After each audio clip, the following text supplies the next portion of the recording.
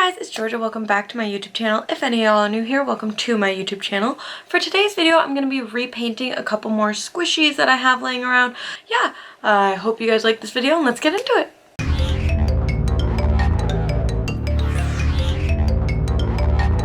Alright, so these are the three squishies that I'm going to be repainting today. I have a little rainbow llama alpaca dude, a little pastry bun, and a kitty ice cream cone. So to start all of these, I'm just going to sand each one of the squishies.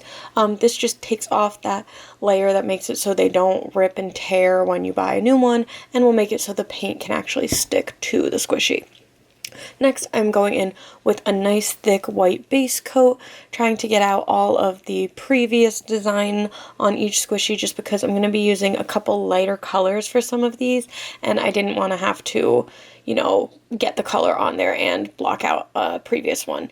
The llama did get broken a little bit while I was sanding him down, so I'm just using some puffy paint to secure that neck into place. It's just a little stronger and will hold more as a glue to keep it together than as a white base coat. But with that done, again, just covering the entire thing with white, getting out any imperfections I made with the sanding, and like I said, getting rid of the original designs and colors that I do not want to show through. So the first squishy I'm painting today is the little kitty cat ice cream cone.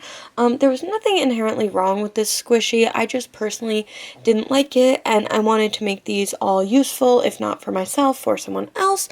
And one of my friends, her favorite animals are cats, and her favorite color is purple. So I decided to make a little black raspberry kitty ice cream cone for her. After a couple coats of that really thin purple paint, I'm finally getting that black raspberry ice cream yogurt feel that I was looking for. And with the main base coat done, I can go on and work on the bottom. For the cone, I did not know what I originally wanted to do, so I just sort of made this nude-ish, chocolatey almost color to sort of make a cone colored base. Very simple, just filling the whole thing in, trying to keep the line as straight as possible. Since the cone is such a big part of it, I didn't want to just leave it blank, but I couldn't think of a good idea to do with it.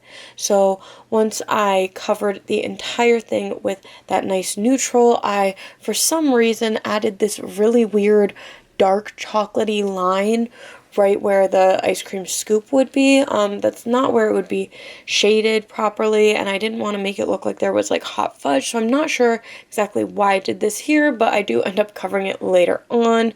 After looking at that for a little bit, I did like the two tones though, so I am going to make a little gradient on the bottom. So to do this, I am taking just a fairly thick stripe of that same dark chocolatey brown color and painting it on the bottom, and then waited for that to dry so I had a clear light and dark, then going in again while the base was dry, and I am bringing a little bit more of that dark brown texture, and I'm going up into the lighter color a little bit. While it's not perfect, I think it did look a lot better than it just being plain. Since this is a ice cream kitty cat cone, and I'm doing black raspberry chocolate chip, I put the little chocolate chips in there as a cheetah print pattern almost. I thought this would help make it so clear that they weren't just all dots, bring a little bit of a better variety, but the cheetah print made it a little cohesive with the cat and just sort of made it so it wasn't so random. I did add a little chocolate ear to the right when you're looking at it ear, but it's the left ear if you were the animal itself, just to give it a little bit of asymmetry. I think it just looks a lot cuter and not so perfect, and also the cheetah spots were looking really weird on the ears. Once those were all finished, I am going in with the same exact color, and I just traced that mouth from the original and adding a couple little sleepy eyes with eyelashes.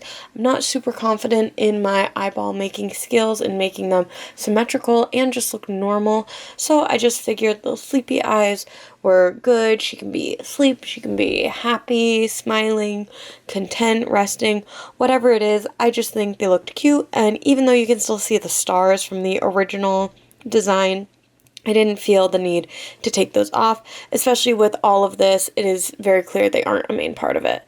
Here is where I'm covering up that weird dark brown spot. I took this lighter purple. It's a little glossier than the original paint, but of a puffy paint, and I'm just going around the edge and then adding little drips so it looks like an ice cream cone on a hot day starting to drip down.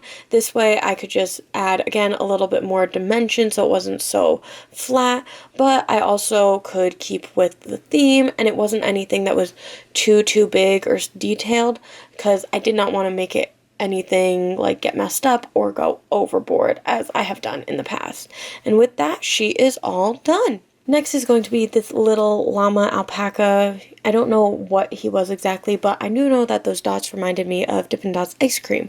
So I'm turning him into a chocolate chip cookie dough Dippin' Dots ice cream llama thing. So I'm using this like vanilla buttery colored paint to make just sort of a base coat that would be the vanilla ice cream Dippin' Dots.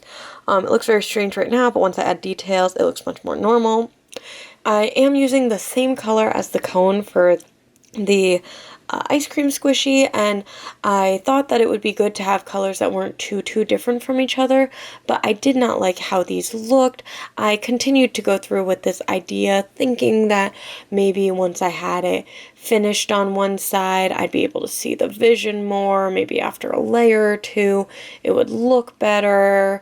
I didn't want to change it right before I knew that there was no hope, but I just decided I couldn't deal with it. So once those had dried off, I did keep these same dots in the same locations, but I'm using a much darker brown that's more of a chocolate. This is what I used for the chocolate chips in the other one. At first I thought this was going to be too different of colors, but I think the much warmer tone mixed with the neutral really does help. And since I'm not doing too many and I wasn't adding any other colors, the simple, very bright light yellow and very dark brown work with each other. After a couple layers of that and touch-ups, I'm doing the same thing on the back.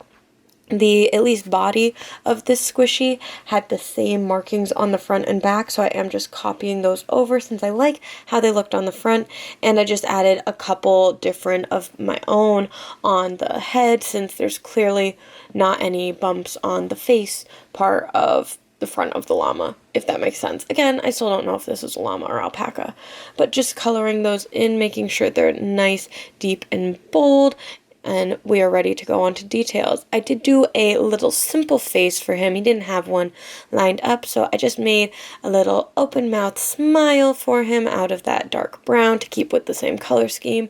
And again, some sleepy, happy eyes. He looks like he's having a great time, mouth wide open, just so happy. And then I added a little bit of white and red to give some dimension and make it clear that that is his mouth. And he's smiling. And then once the face is done, he's all set.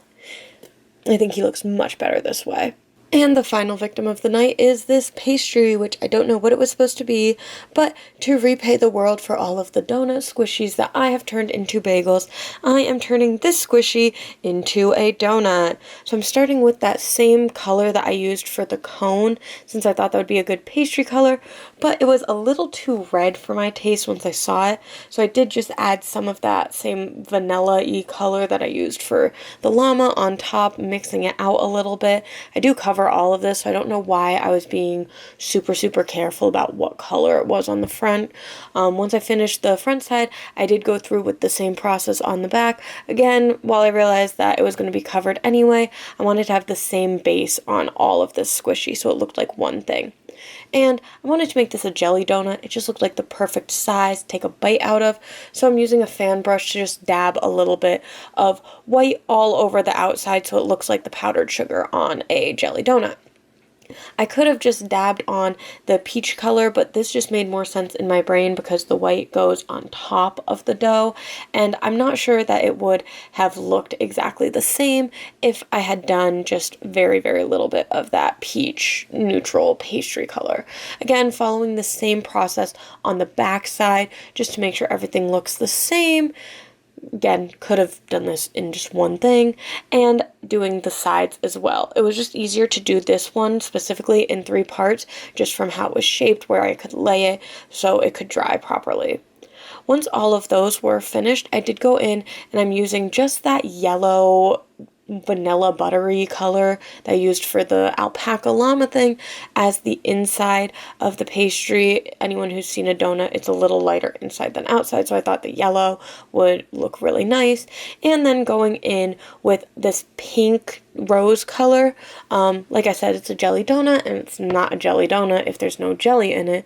So I'm just painting a little outline of where I want to put the 3D paint, because I wanted it to look like the jelly was oozing out, but it is much harder to control and clean up that, so I figured having a nice base to go on would help. And while I didn't follow the line exactly, it did help make sure I knew what size it needed to be, how big, how small, and helped with just shaping the whole thing a lot more than if I was just freehanding it. But once I put that jelly in there, this donut is officially done. I think she's so much cuter this way. Alright, so those are all the squishies I have for you guys today. I hope you did enjoy this video. I think that all of these look much nicer. While they are still children's toys, they look just a little bit more neutral, mature, not realistic because they're not real, but just better than the very bright neons and stuff like that. If you do like these, please remember to like, comment, subscribe, and I can do more videos like this. All of my social medias are linked down below if you'd like to see more than the every 3 weeks I post on here, and I post different stuff on different platforms. My Etsy and Mercari are also linked down below if you'd like to purchase something that has been in a previous video or maybe in a future video. Like I said, all of my Mercari items that were posted before this month are going to be gone at the end of the year, so get them while you can. Make offers. I'll take almost anything, but yeah, I hope you guys like this, and I'll see you next time. Thank you so much. Bye.